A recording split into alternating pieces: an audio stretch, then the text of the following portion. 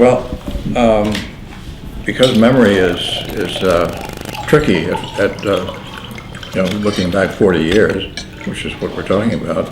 I did dig out my old files. Oh, good for you. Which are quite voluminous, but they're big missing chunks. However, they focus largely on the period of 74 to 75 when I was president, and the period leading up to that when I'd headed the planning committee, so-called, which ultimately resulted in the so-called Arts Action Plan. Now, one thing that's occurred to me is that the action plan prepared a roadmap for what the Arts Council was to become. And one of the interesting questions, since I haven't stayed very current, is whether it'd be interesting somewhere along the line to make a comparison. Maybe it's changed dramatically and gone beyond that, or maybe it was a roadmap that's still being followed. It'd be interesting to know. I know some of the programs are still, Arts and Education, for instance, is one of the programs that the action plan included. But when I joined the board in '71, the organization was pretty small, backroom operation. And the whole concept of arts councils was fairly new. There was an arts council in North Carolina, and there were a few others, and there was even an association of arts councils around the country, but there's only a smattering, and they were fairly fresh on the scene.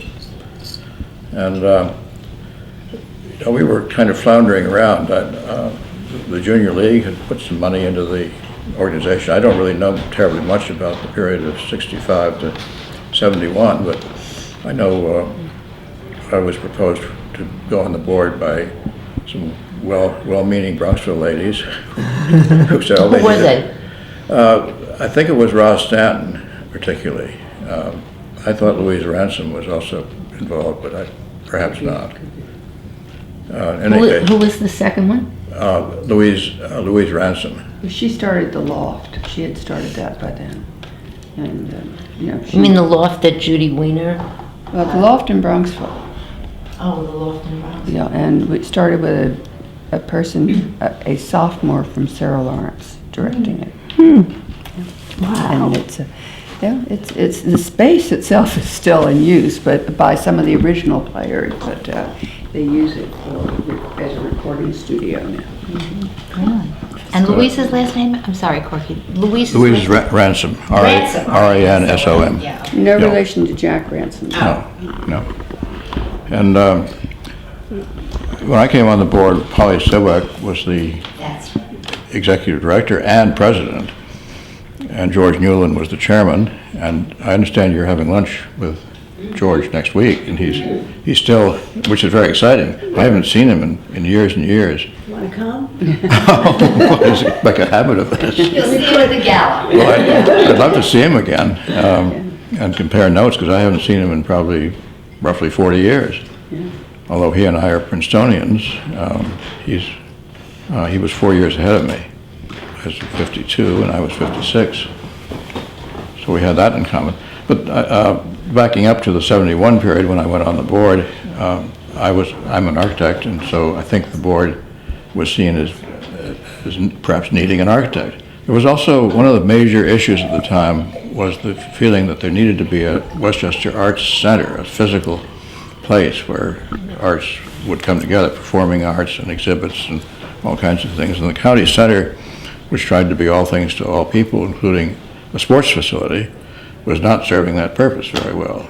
Although I must admit I went to some wonderful concerts there as a young man. Horowitz, for instance, playing in the county center, Oh my. which was pretty amazing. I shudder to think what the acoustics were like in the county center. Not the greatest. Not the greatest, no. But still, that was really the only That's very place exciting. of Oh, my any goodness. size. Right, in that's the right. Lecture county. hall too in the 30s. So that was sort of the paramount crisis, but and the planning committee was put together largely to kind of see if there was an avenue we could get from here to there. The council had its offices in the mezzanine of the railroad station in White Plains, as you probably recall, which is the world's dingiest place. It was really the pits. And it was a mess. It was dark. It was gloomy, depressing. Not artistic at all. No, scarcely, scarcely. So, here was this very small group of people that were sort of trying to figure out, well, what are we supposed to do? How would we possibly build an arts center? Where would we get money? And so the planning committee was put together to kind of see if there was a way out of that. And the planning committee came up with some very gloomy prognosis, because we developed a questionnaire which we sent out to all the affiliates. There were roughly 90 some odd, or 100 maybe in round numbers, affiliate arts organizations that were on the list that was sort of coordinated in some respects by the council, and then also to others, to the trustees as well, to see what they thought and try to put all this together. But the conclusion was we got a very poor response. The affiliates basically said, well, you're all very nice people and you mean well, but where's the money? we need money. Then a number of things started to happen about the same time. This was in '72. Rockefeller had finished his term as governor, or was finishing it. Corporations were moving into Westchester. IBM was already a fairly major presence, and they were seen as deep pockets potentially for money. But IBM particularly was in a quandary, because they were approached by all imaginable organizations, and they felt they had no way to evaluate among them, and they were looking to something like the Arts Council to see if they would take a role in this. So that was a factor. And then Al Del Bello, who was very friendly to the arts, and his wife Dee especially, became county executive, and he started to get interested in the subject, or they started to get interested. And the stars were starting to get into alignment. You can see here where things might start to happen. What the planning committee said in its present state, it's either the Arts Council could take a kind of support role, but ideally it would take a leadership role in the county. Leadership role that we felt was out of reach unless we could get something going that would be a stronger organization, a board that had more representation of corporations and the county and so forth. And along came a consultant named Ralph Burgard, who I think came to the attention of Polly and/or George Newland, and they had a meeting with him. I was not involved in that, but I think they were impressed with him, and they referred him to the planning committee. So he started to get folded into the picture, and he was probably the most knowledgeable person in the country about arts organizations. He'd actually been head of the North Carolina one, executive director of it, that is, and it helped put that on the map big time. He was also, I think, the director of the Association of U.S. Charter Schools. I'd have to look up his resume again to see. But he was a very dynamic individual, and he recommended an arts action plan that would actually put the council on the map and would make it a major player in the county and be able to take a leadership role.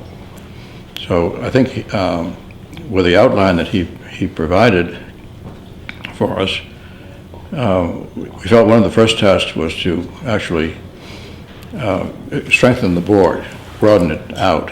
And he suggested, I forget the number, maybe about 40, a board of roughly 40 people with much more corporate involvement, with county involvement and so forth. That resulted in 1974 in a gathering of Nina Jones Fink, who many of you probably know or know of, unfortunately Certainly. deceased now. Yes. She'd worked for the Rockefeller family, and through her good offices, she managed to help us get in touch with Nelson Rockefeller, to see if he would host or be honorary chair of the Arts Action Plan Committee. And he consented to that and said we could use Kykwood as a place for the first meeting. So we sent out something like 75 invitations to movers and shakers in the county. And lo and behold, we had something like 75 or maybe it was 74 acceptances yeah, on a June evening. So we assembled there, and that was the real kickoff of the thing. And that from that, the board, the eventual board, was really assembled. It was the seeds of the whole operation and the outreach to the corporations. And then it was, this was again in 74, that was June of 74. I've got to mention that in addition to the high acceptance rate, it turned into an interesting party because it was a June night and we expected with a beautiful estate there, it was before it had been opened anyway to the public. It was very rare that anybody had experienced going there. But both Happy and Nelson were there, very gracious. It was unfortunately a very cold, rainy night. It was about as cold as today. Like Yeah. today, but it was also terrible. damp and rainy, and the view was not to be seen from there. And Happy took pity on us and went and scrounged up a whole bunch of sweaters for the ladies who come in very, very elegant clothes. If I could interject for 1 minute, I remember that event very well. You were probably there. I was there. Yeah. Absolutely, I was there. And we all wore name tags with our names on it. And so there was Happy and Nelson on the receiving line. And he was so good. When it came to me, I swear to you, he never looked at, he said, "Betty, how nice of you to come. Happy, look who's here. Betty is here." I believed him. I absolutely believed him. They were, he was He was a a charmer. mess, a charmer. Total charmer. And she was too. Yeah, I remember that well. absolutely. Oh, yes. And so were the children, the boys greeted us. Yes, at the door. right, that's And right. They were the house was mischievous little so kids. open and. Oh, we saw the art encouraged us to look collection around and it was quite special. What did you say about the children? The two boys, their two boys were at the front door. They were playing. They were supposed to be polite and greet and everything, but they were, like 6 and 8, and Yeah. they were just having a very good time, but smiling, and they shook hands, and they'd been properly dressed up for the occasion. Oh, but yes. They were still, I remember that. rather have their knees full of dirt if they could. That's great. So it was- Were you the president I was the president at that time? How I got to be president, I don't know. My file goes blank at that point. All of a sudden, I turn up in the file in 73, I think, as president, or late 73 or early 74. I'm not quite sure. Well, you can blame Louise Ransom. Maybe, Yeah, maybe. I don't know. more likely, And Ross. more likely that having been chair of the planning committee and probably George, and us, I think Polly was also at a point where she was thinking that this was going to get away from her and she needed to be open to taking on a really full-time. She was theoretically not full-time, but she worked full-time and then some, and trying to put all this together. I think she was at a point where she thought maybe it was time for her to perhaps. She was the first president. She was the first president, yes. And wasn't she the original instigator, creator of the whole idea? I believe so. I think so. I believe so. I think so, yeah. But again, I was Yeah. not on the scene at that point, so I don't really know. But just finishing up on the Rockefeller story, that was supposed to be a 5 to 7 party. But some of us wound up, I don't know what hour, it was Late, it was yes. late, down in the grotto. You slept overnight, right? No, in the grotto, I remember The that, grotto, yes. and- Uh-huh. and in the art collection with Nelson Yes. showing us going Yeah. with great pride. Yes. And knowledge, and knowledge, right, We were and passion. enormously impressed. Oh, yes. We should order lunch. Sure. Okay.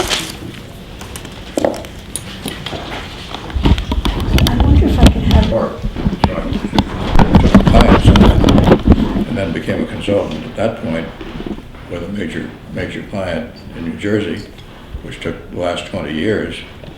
So last summer I stopped that, and I still have minor consulting, but but I'm not active as a practicing architect anyway. My father was a civil engineer, Maurice Barron. Do you remember that name? That name is very familiar. Yes.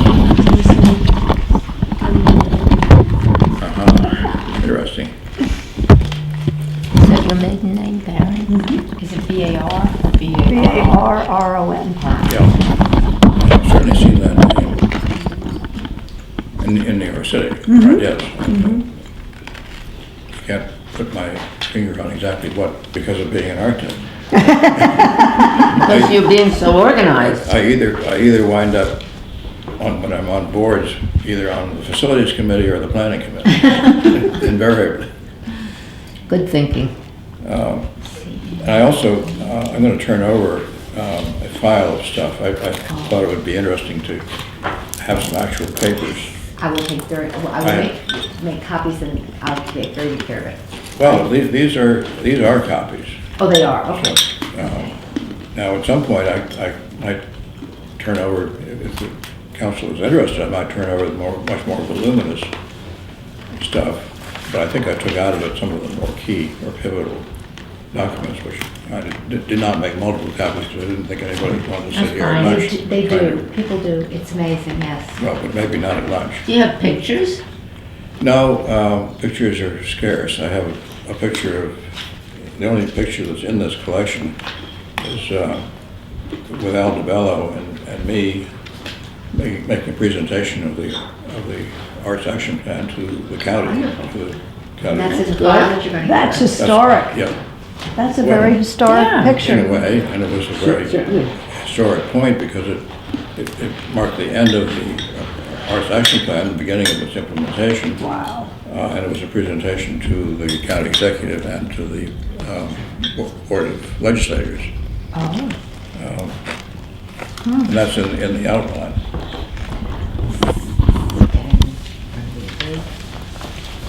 wonderful.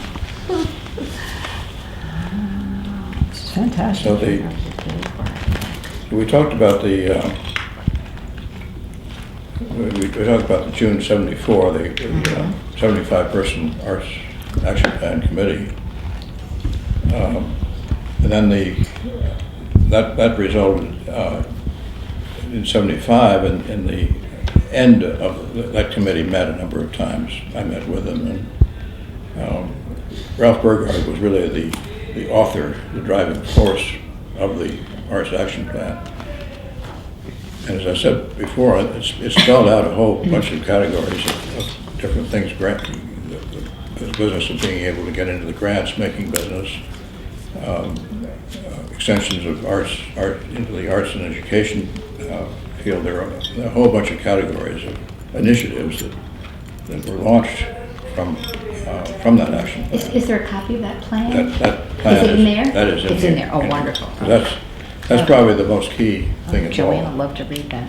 What does it say? What's it say? In a sentence. This is it, and it doesn't say anything in a sentence. It says, it has many sentences.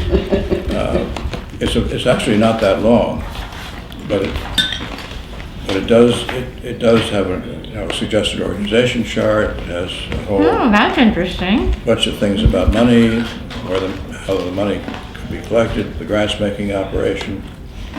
I think And this, some of you might find it very interesting reading. And you probably remember it dimly. I'm trying to place my Arrival. arrival, because as I remember, I think I was at a meeting chaired by Polly Sina before the Arts Council came into being. She was presenting the idea, the concept of an Arts Council. But then I became completely involved with the then the Katona Gallery.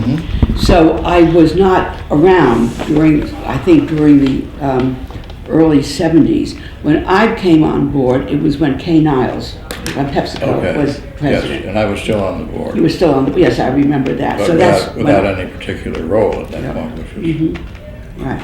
Very fine nice, with very me. nice. And that kind of brought the junior league thing full circle, because the Yes. junior league had started the Right. conversation. And I think Kay was And she was involved with president, it, that's she was right. president of the National Junior.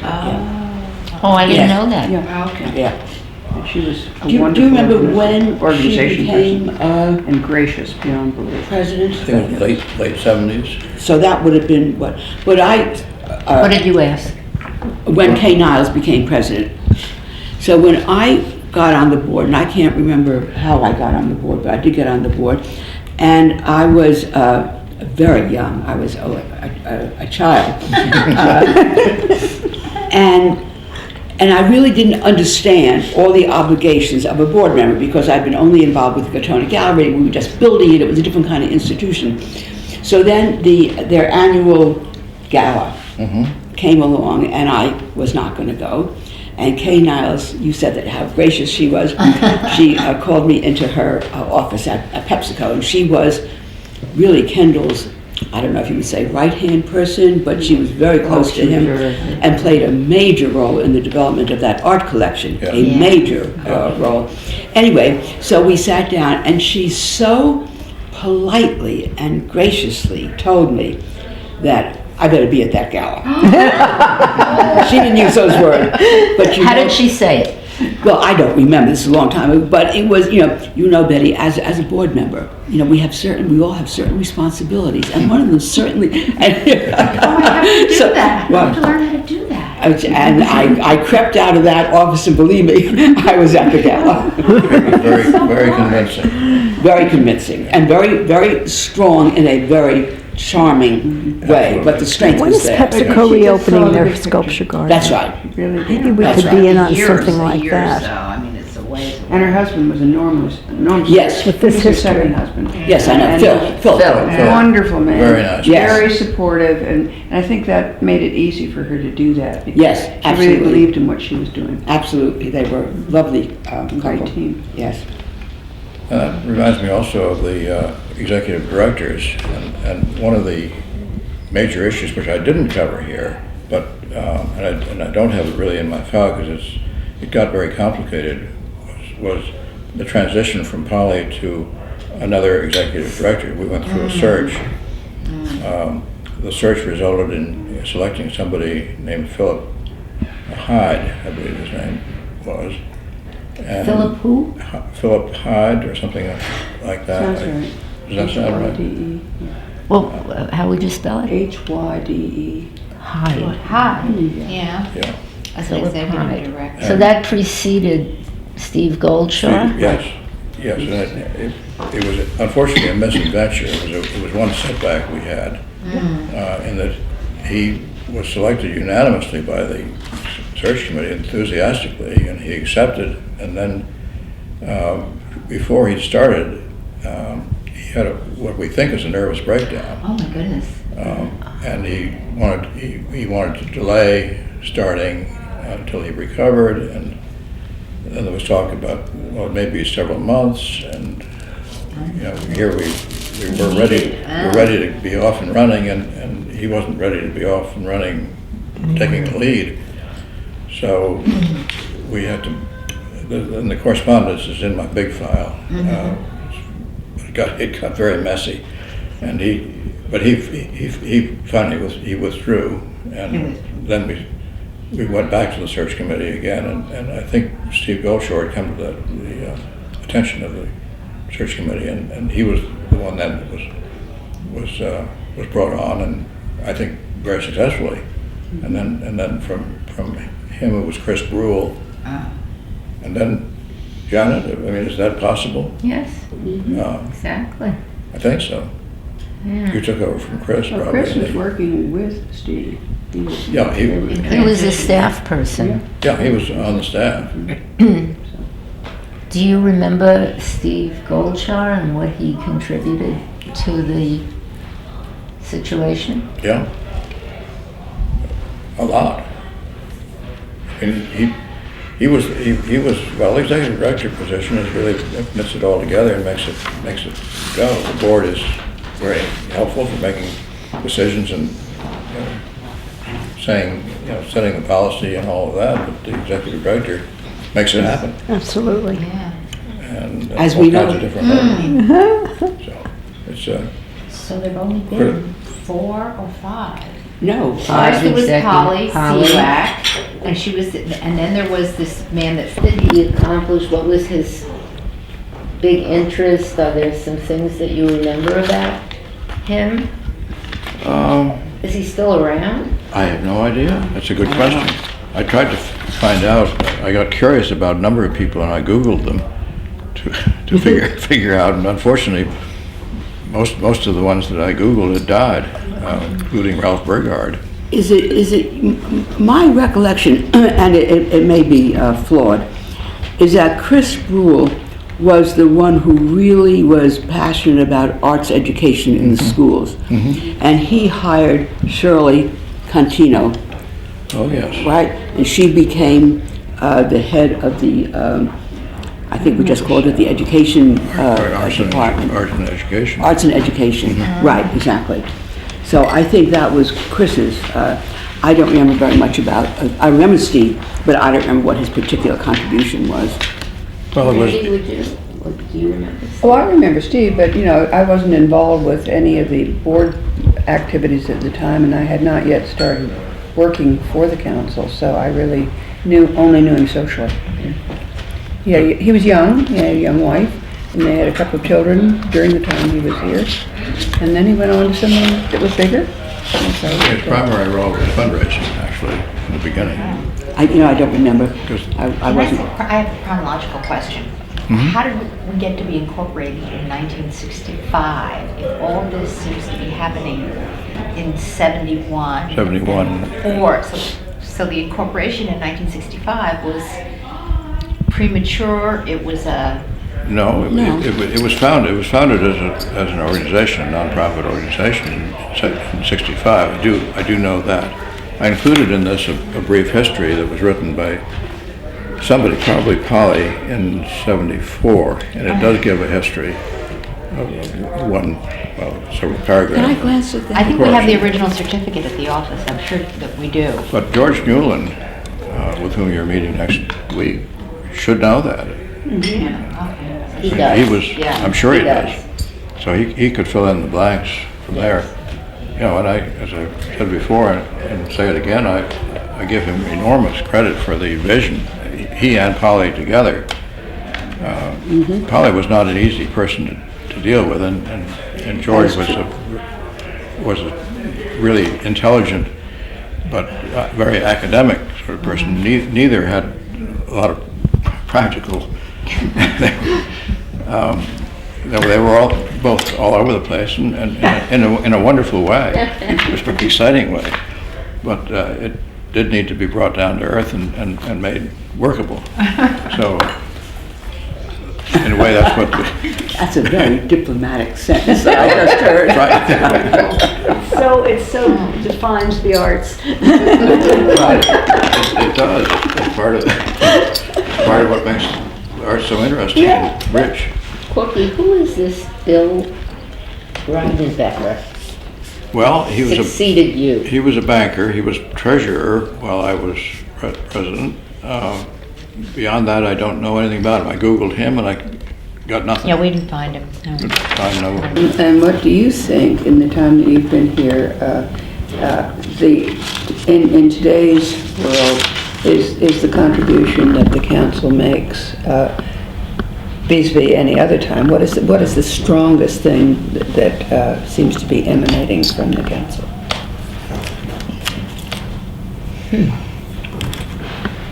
Well, I don't know, we just had this incredible luncheon where we honored 50 artists, and the spirit in that room was extraordinary, more so than I've seen. I think that a lot of the affiliates sort of take us for granted now, and that they feel, what's the word, privileged, that they expect, They're entitled. they're entitled. Entitlement. They feel entitled. Whereas the artists, we've always had a strong program in the schools and community sites and so on, where we've been able to get some funding to the artists for employment, but we've never really honored them and, for what they do, just for being creative people and keeping the creative aspirations and feelings in the community. So for me, that's the future. You don't have a cultural community unless you're helping artists succeed. You don't have, just feeding institutions is not where it's at for a truly cultural, inspiring community. That's my sense. I don't think we're there yet, but I think that's an important place for us to be. It sounds like you're going in that direction. What's happening in the schools? We're getting and raising money for school Excuse me, programs. does anybody want coffee or dessert or tea? Not just me, thank you. Fine, thank you. Here we go. What's happening in the schools right now, and I think that's another area that we need to be working in. There's so much testing going on. There's so much pressure on the schools and the teachers, and it's all made it really impossible to do residencies in the schools. We're doing them, but the teachers don't have time. They are tied more and more to curriculum. Doing professional development with the teachers is very difficult because they don't have time to get out. And I think it's a sad thing because I think that the schools really need those kinds of, the kids need those kinds of programs, and it's not happening. And now with all the emphasis on the evaluation of teachers, it's even beyond worse. And for schools that we're in, like Mount Vernon and Yonkers and some of the poorest schools, they don't have the after-school programs and the enrichment and so on. So I think that the council has to advocate on the part of the arts in the schools. I think what's happening in the schools is horrendous. So it's not so much the idea of bringing programs into the schools or raising money to bring programs. It's really, I think on the state level, is getting, I was meeting with some of my colleagues from around the state. We think that we need to go to the Board of Regents and make sure that the Board of Regents enforces the arts curriculum that's already there. And that's not happening. I agree. And, Serious. so there's a serious, what should I say, fervor in the schools that really is competition, testing, evaluation, and I think it's all very negative. Nick Kristoff had an interesting piece in yesterday's Times. Did he? As well. And of course, he goes back, the very poorest of the poor schools, he goes back to preschool, which is where we're dealing, our preschool is. Womb is the first place. Starting to help the parents who are giving birth to these children and, bringing healthy children into this world. Because so many of these kids are born with a disadvantage. Oh, yes. Yeah, and you're already 3 steps behind before they put the first diaper on you, and It's not terrible. it's not just the kids that are disadvantaged. The disappearance of the middle class is very, very upsetting because you have parents that are two parents jobs, working, they're struggling, kids are coming home to nobody at home, and it's not just the kids that are growing up disadvantaged. It's our middle class kids. Something I'll I find out. don't know much about the history. But at any rate, it became available, and the state of New York bought it and made it into a campus, and there With an it is. emphasis on the arts. With a museum and fabulous, the performing arts spaces, 3 of them, not one, but 3, all different, for So you different think- kinds of purposes. So you think that that fulfilled the interest that the council had of a A performing arts Performing space, and then arts Caramore was expanding, and that became another space, albeit a very temporary space, because it was an outdoor concert space, now a little more permanent with the tent that they I have. remember discussions about that, but, and not everybody was satisfied that Purchase College would fill that need by any means. People still envisioned an arts center that was more accessible, more Yeah. part of a city or something or other, and that lingered on even to the point that the office building in White Plains was taken over as being a better location. The office building? moved, Our building. your building, yeah. Yeah, but there were several buildings it was- before, in there were between. several moves Well, before the first that. move was to the Armory, which. That's right, the Armory, right, Which was historic and which armory was that? in White Plains. on, On Broadway. Martine? No, 22. You know, 22, I guess. Yeah, White Plains Road, It's just still- yeah. as And that's when- Worcester Avenue takes off more or less opposite. Yeah, and that's Yeah. what, Kay Niles was president at that point, because when I got on the board, the Arts Council was in the Armory, right, and Kay was president, yes. And then and that was in the late 70s.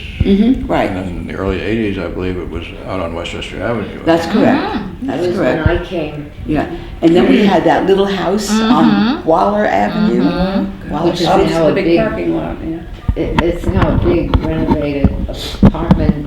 Oh, is it really? Yeah. But it was a little yellow house, wasn't it? Yeah, it was Yeah, two little yellow houses. They Yeah. tore them down, didn't And they? they tore them down. Right, Built an apartment. yeah. But what I was wondering is, you're saying that the desire to have a performing arts center continued even though Purchase College was on the way. Yeah. Well, I don't think the Arts Council never, as a body, never saw its mission to be Right, building. exactly. Going into the building business and building and maintaining and operating an arts center. I mean, that, Right. But just that they were, but there were a few people who still thought that should happen by some magic. Well, But is it correct to say that as an institution in the early days, the Arts Council saw as its mission supporting the affiliate organizations and having the arts and education program? Yes. It seems to me that those were the two. Those were the very, well, I think Core it components. also was an advocate. I mean, if they were advocating for a performing arts center, See, I'm not sure that as an institution it was advocating for an arts center. Do you- there were some people who. Some people, but as an No. entity, as an. No, the Right. board, to my knowledge, never Yeah. took the position that that's what they wanted to do. That's That my was- recollection too. And Betty, when you were president, what was the tenor and tone, and what do you recall as the challenges that you faced as president?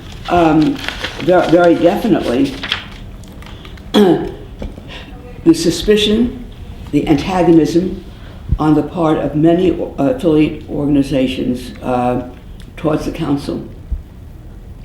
And it was very deeply felt, not by all organizations, but it was, I think I'm correct in saying maybe in the larger organizations, because they wanted the freedom to do the fundraising by themselves. They didn't want to be told that they could not go to the county board of legislators, or they could not go to IBM or to PepsiCo to ask for money for themselves, that the monies had to be funneled through the Arts Council.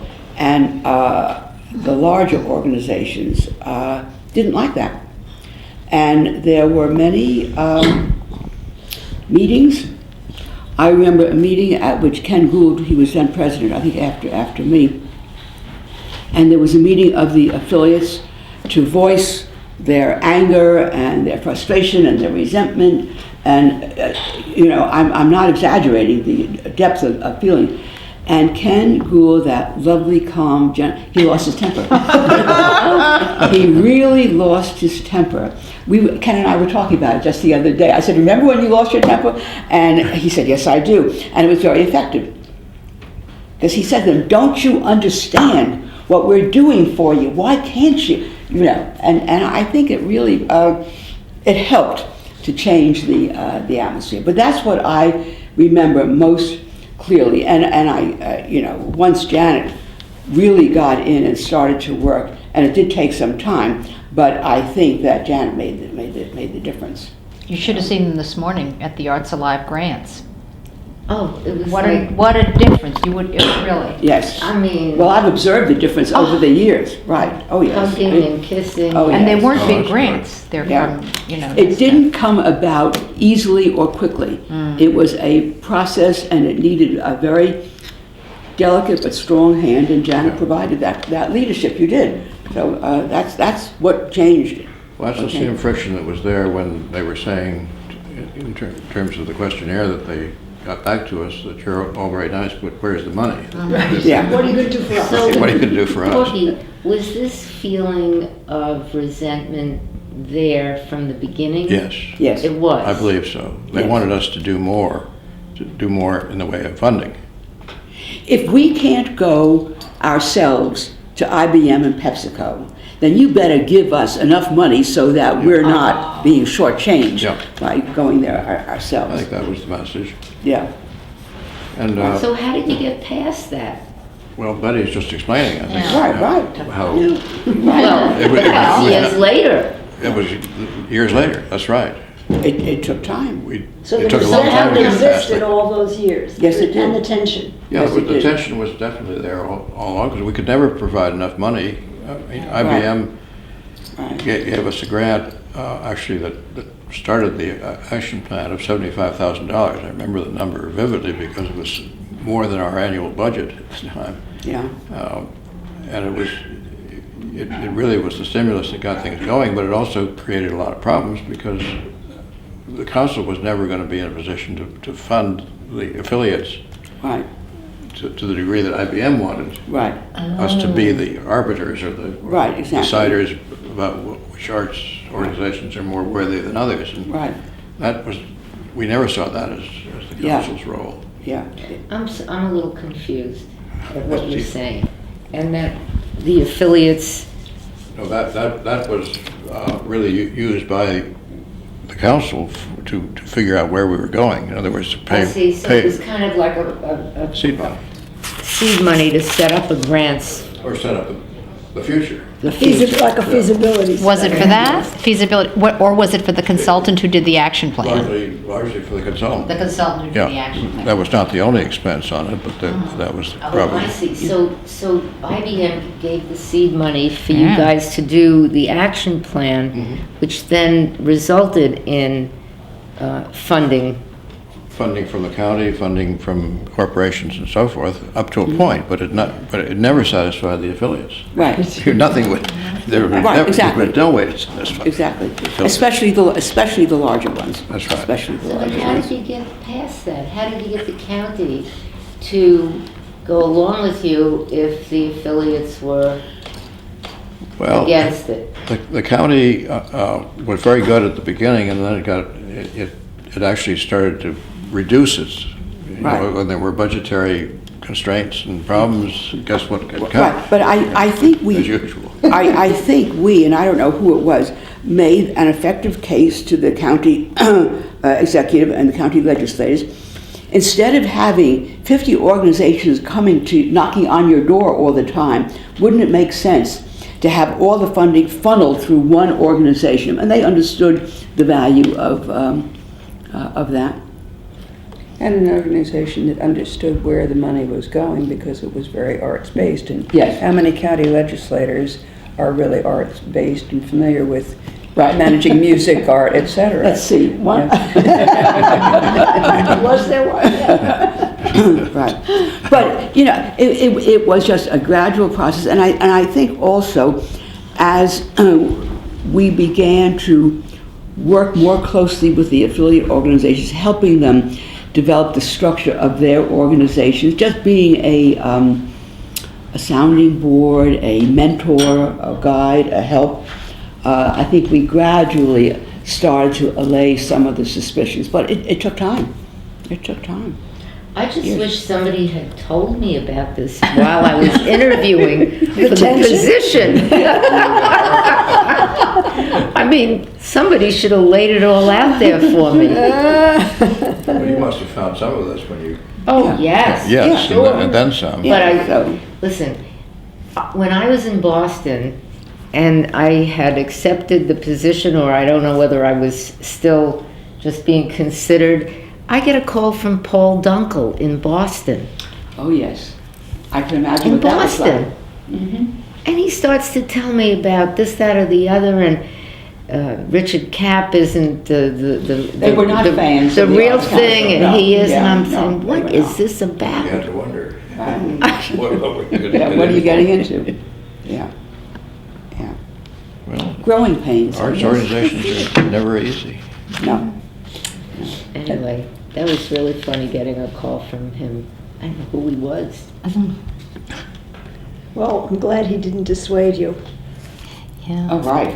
So He that, called to tell me that he was the king. You know, that Right. his organization was. I'm glad he didn't dissuade you. so the dust sort of settled by 1975. Is that sort Well, of, we- or you we- became? We had a roadmap. Yeah. Where the board thought the council ought to go.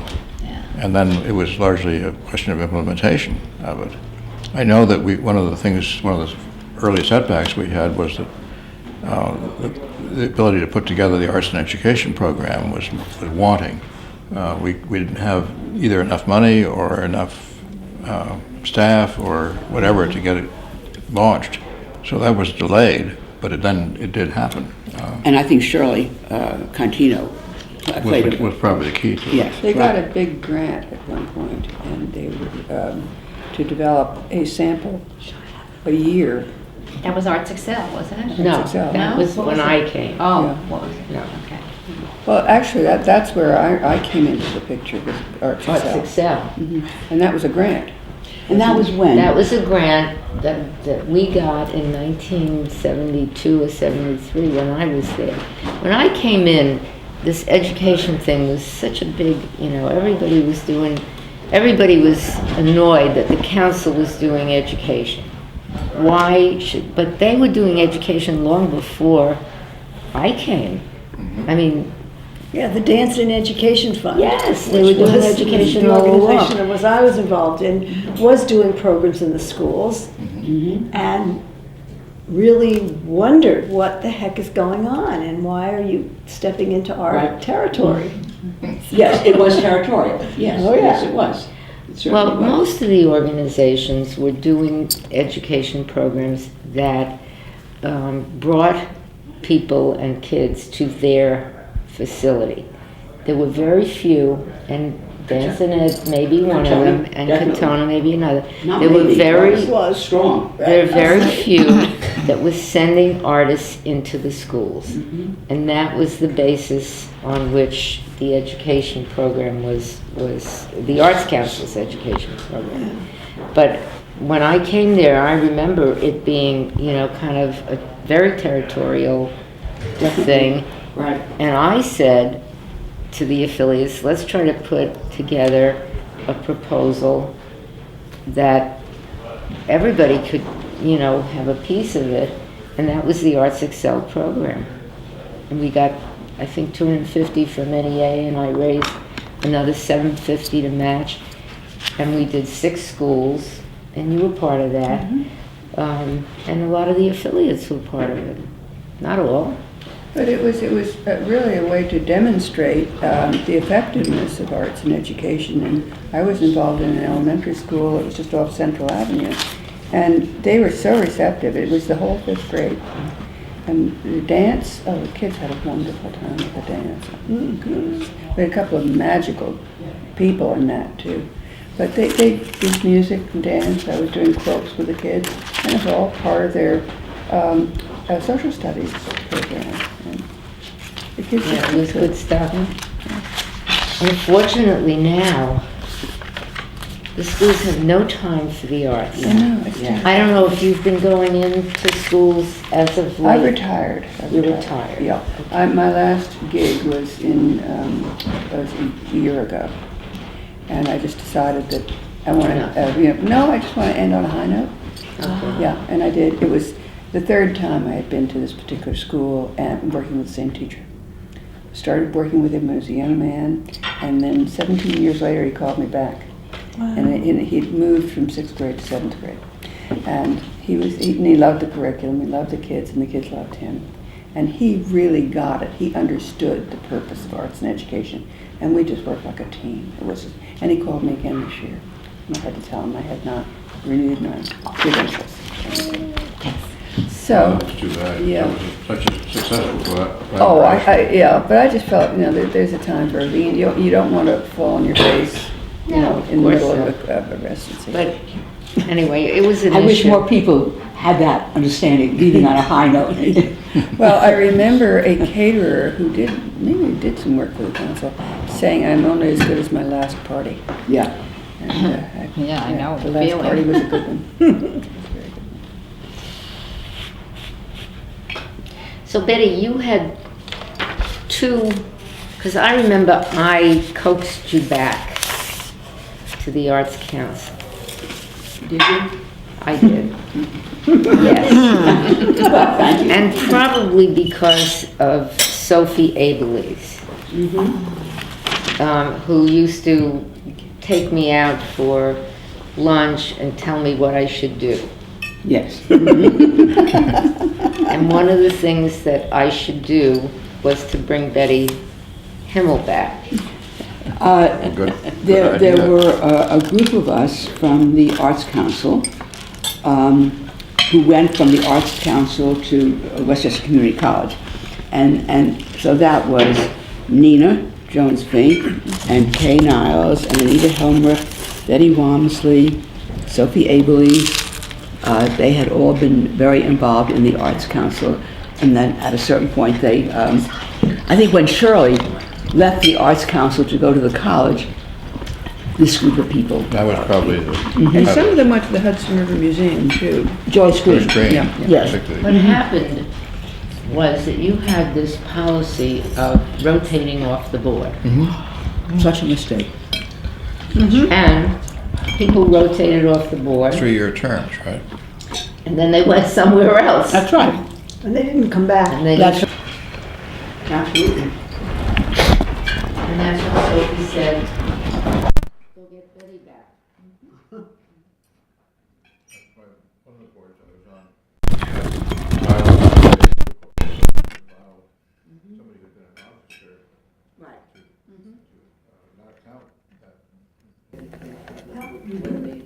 Did we raise any additional monies, much additional monies at the lunch we did? Were you aware of our luncheon, that we had a selection process and had 50 artists for 50 years? And we honored them at our luncheon. I vaguely remember it. I'm still getting emails from the bulletin board. And how many of the 50 were there? Maybe 42 or 40, but some of them sent representatives, and one of them had their box with the white ribbon, and we had a stack of them in front of the dais, and handed one to each artist, and they also made the award that went to Yvonne Pollock, a beautiful trapezoid. Oh, I saw that. Yes, beautiful. Tiffany donated them. I mean, really. Yvonne was very touched by the whole thing. She was marvelous. Her speech was just, Oh, Oh, yeah.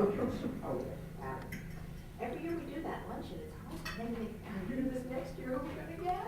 How do you make it? Yvonne is going to join the Arts Committee. what bothers me about what's happening now is everything is going to initials. And nobody knows what the heck it is. Alphabet soup. Right, you see bumper stickers now, and it used to be so much fun to read bumper stickers. The name of the school, you stop at a red light, now you see these. Fight of some sort about it. I think we sort of skirted the issue. Decided to leave it alone. That's one way of handling it. Right. Right, just ignore it. Ignore it, Exactly. Just, keep your eye on the core issues, not the name. But you're asking if we have any further thoughts. I'll just repeat what I said before. It's so interesting and instructive to think about where we start, how we started, Yeah. and to see how far we've come. Yeah. You know, really, it's very. For those of us who have been around for a while and played some kind of a role in it, it's very heartwarming. It really truly is. How big a board did you have? How big a board did you start out with? Well, it started, when I came on it, first of all, very seldom did you have a meeting where there were more than half the board members there. Oh, yeah. But there were about 20, I think. Started at 20? Started roughly at 20, and if you got 10 people for a meeting, that was doing well. Still true. There was a level of interest that was wanting in the, Yeah. unfortunately. Even though there's some very good people, but it's very nice people, but they were not, somehow they weren't terribly effective, many of them. So some of them who didn't show were not missed in that sense. The people who were going to be useful did show up and did perform. But it was down to only a small handful of that. It's like that in every organization, I think. I think there's something to that. Although, Well, now that you see the, what should I say, the value of the work that you did, how do you feel about it now? well, I feel good about it because of what Billy just said, that the organization has not only survived but thrived. I'm not that close to it now, but I'm close enough through Randy, her involvement with the schools, and also have a sense in terms of publicity and so on, that it's a very important organization in the county. And I think that's very, like the Child Center that we founded in memory of our deceased daughter, which was 1975. 73 was the year. 73, that's right. And it started as a play group, which For 20 kids. then became through, thanks to a small gift of friends, it became a kind of institutionalized organization, and it's grown to several hundred. There's a parallel with that because, and the council, and the idea of building a structure for a, the auditorium. I kept saying, we had the space, it was in our church, and there was a building that was underutilized, and it was just a sprawl. It was a former apartment building, which it had many different levels, but a lot of rooms, had been smart apartments, and had been Sunday school rooms, which were not being used. So we had 2 or 3 of the rooms. One of them was a great big room, which had been used as the nursery, where kids were sort of sent while the parents went to church. And that was a great room, lots of sun and everything. So that became the thing. And I said, well, don't we need some sort of a plan or a drawing or something with an idea of the layout? And he said, now, wait a minute. You've got to have a program before you can have a plan. And he was so right about that, because when the thing started to develop, we grew with it. We developed the plan as we went along. The building was a given, but we made some changes in the building, and all for the better, because when the kids who came on Sunday mornings got to use all these nice rooms that we'd fixed up and put carpets in, we painted them, we put in new bathrooms, we did all kinds of stuff for them. And now it's a thriving institution. From 20 kids, we went to as many as 150. And now we have about 110, 115. What is it called? The Eliza Colenfrost Child Center. And it's going to change a little bit because it's becoming more of a school. It was a pre-nursery school age organization because playgroups had turned out to be a very good social thing for kids before going to nursery school, so that when they got to nursery school, they were better adjusted with their peers.